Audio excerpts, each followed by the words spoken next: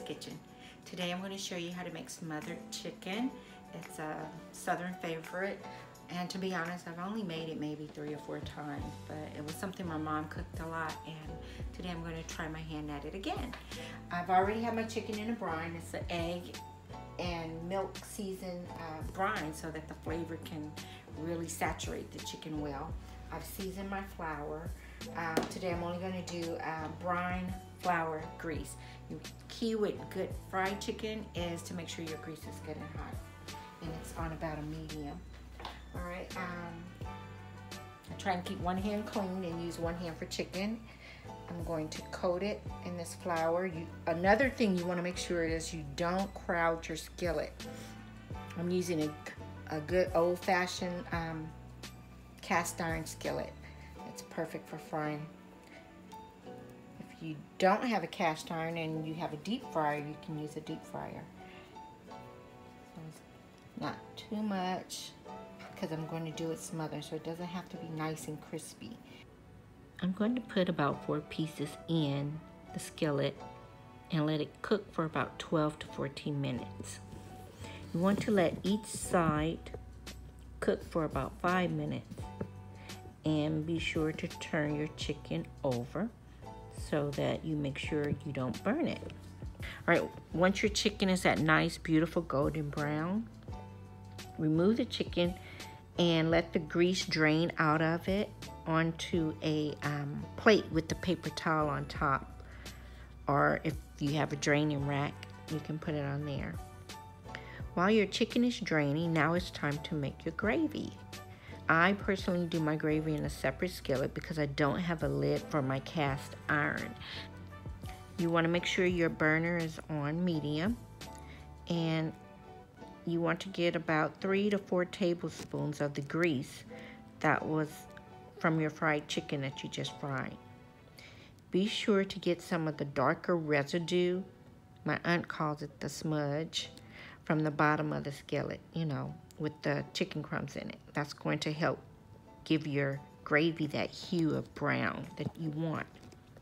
Add some white and green onions and bell peppers. I personally, you guys know, I love to use that mix that I get from H-E-B that I call the Trinity mix. I think H-E-B calls it Creole Seasoning. I call it the Trinity mix.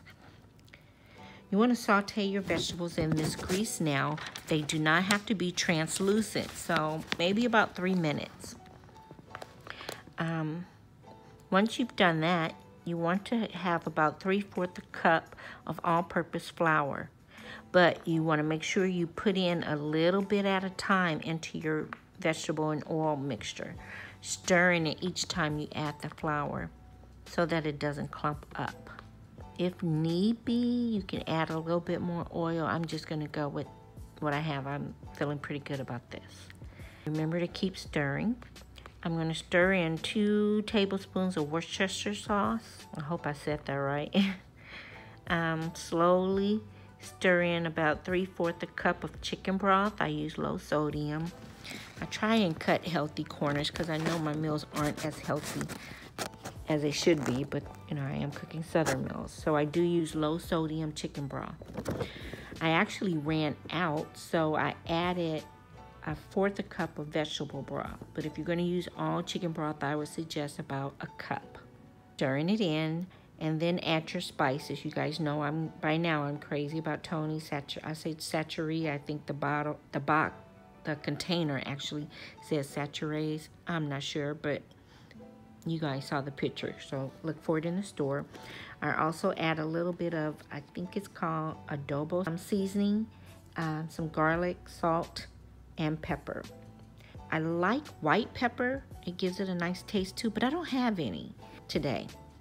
Stirring it, and then add in about 1 teaspoon of butter. Next, I'm going to add in 2 tablespoons of whipping cream. Don't ask me why. Remember, I'm not the professional chef. I don't profess to be. I just like that creamy look and texture of the gravy when I add that in there. So I do that. Stirring it in, mixing it well. Now you can slowly add in your chicken to the gravy, and you want to be sure you cover each piece in the gravy. Try not to overcrowd your skillet because that's going to absorb most of your gravy. And then when you get ready to put on your rice, you won't have much. So maybe, No more than, I would say, 5 to 6 pieces in your skillet, unless you have a big one. Next, you're going to place a lid on it and let it simmer for about 8 to 10 minutes. You don't have to let it simmer long. Some people do 15 minutes. I don't know if you noticed, but I like to get things over with. So about 10 minutes is good enough for me because I did fry it and the chicken is done. Make sure your burner is on low. You don't want it to burn. So peep in and check periodically if you need to stir it so it doesn't stick to the bottom of your pan. And that's it. It's your Southern Didi's version of smothered chicken.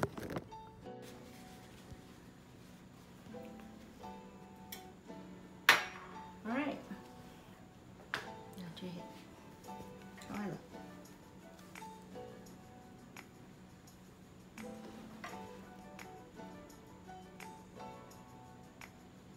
All right, well, here is my finished smothered chicken with gravy.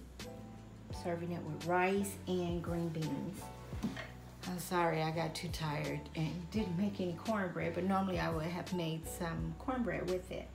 As always, I believe in tasting my food, so I love rice and gravy. I don't eat a lot of it because I know it's not very healthy, the gravy. So let's see.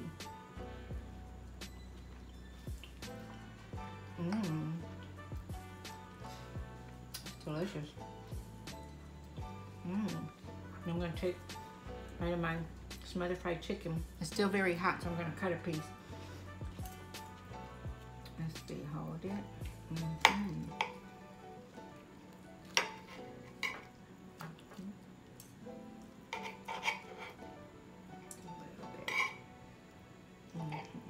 Just right. Let's see.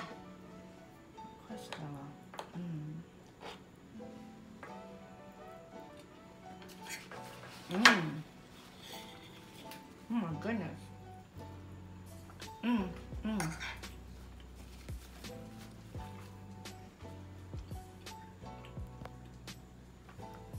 That is seriously good. Like I said earlier, I haven't made this too often. It's something I grew up eating a lot. My mother would cook it a lot. And I've been craving it lately, so tonight I decided to cook it, and it is perfect. As always, thank you for joining me. Don't forget to hit subscribe. I have more videos coming, and have an awesome day. Thank you.